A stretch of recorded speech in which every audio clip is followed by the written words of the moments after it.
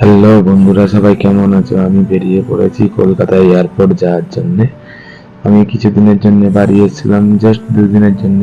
সোনাওয়ালাদের কোথাও স্থায়ী নেই, साला ये दुख का खत्म नहीं होता बे।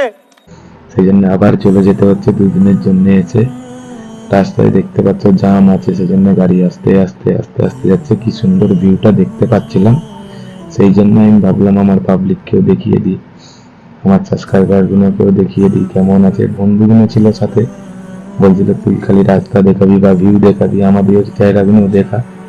আমাদের যে ড্রাইভারটা ছিল সেও ছোটখাটো ব্লগিং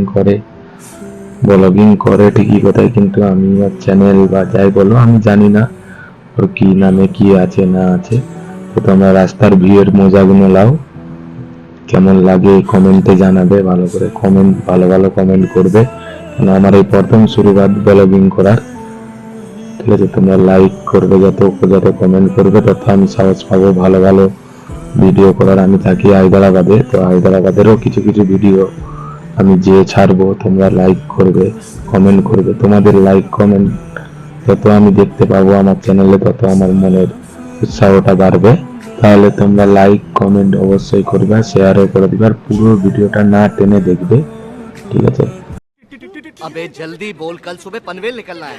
তো আমি এখানে ভাবলাম যেহেতু আমার ভিডিও আমি করছি, আমার না মুখটা দেখালে হয়? নতুন নতুন ব্লগার হতে পারি, কিন্তু বস নিজের চেহারা নিজেকে দেখাতেই হবে।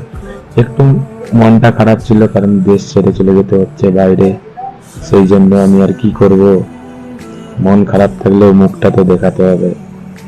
নিজের ব্লগিং এ নিজেই না মুখটা দেখায় নিজে ব্লগে, তাহলে আর কি করলাম? তাহলে আর ভাইরালটা হওয়ার যে চেষ্টাটা আছে, সেই চেষ্টাটা পূরণ হবে কি করে, নাকি? ভাইরাল হবা, তুমি ভাইরাল হবা। তো চলো, এইখানে আমরা এয়ারপোর্টের কাছাকাছি চলে এসেছি, যেখানে আমরা ভিডিও করছি।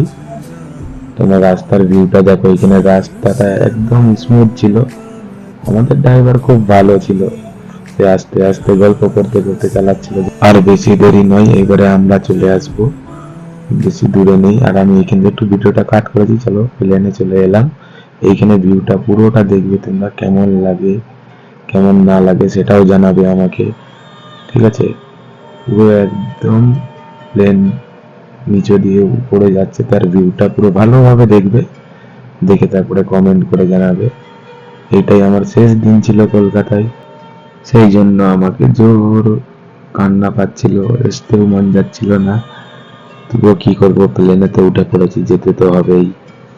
তোমরা দেখো, ভিউটা দেখে মজা নাও। ভিউটা খুব সুন্দর ভিউ আসছিল।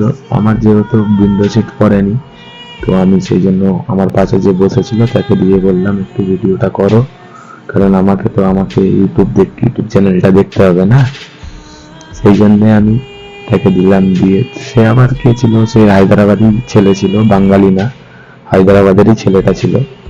সে ওইখানে হোটেলে কাজ করতো খড়গপুরে, সেও আসছিল তার ঘরে।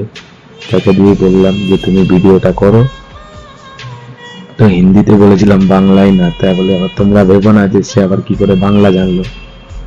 তো তোমরা পুরো ভিউটা দেখো, মজা নাও। আর তোমরা সবাইকে বারবার বলছি, কমেন্ট আর লাইক আর শেয়ার তিনটে জিনিসই করে দিও, কারণ আমি নতুনকে আগে বাড়তে একটু হেল্প করবে সবাই। कोई तरीका है भीख मांगने का?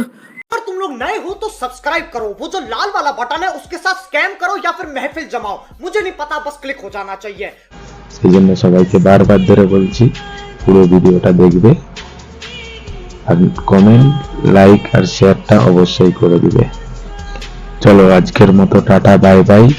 তাহলে আবার দেখা হবে হায়দ্রাবাদে, যে কোনো ভিডিও বানাবো যখন, তখন আবার সেই ব্লগে দেখা হবে। আজকের মতো এতটাই।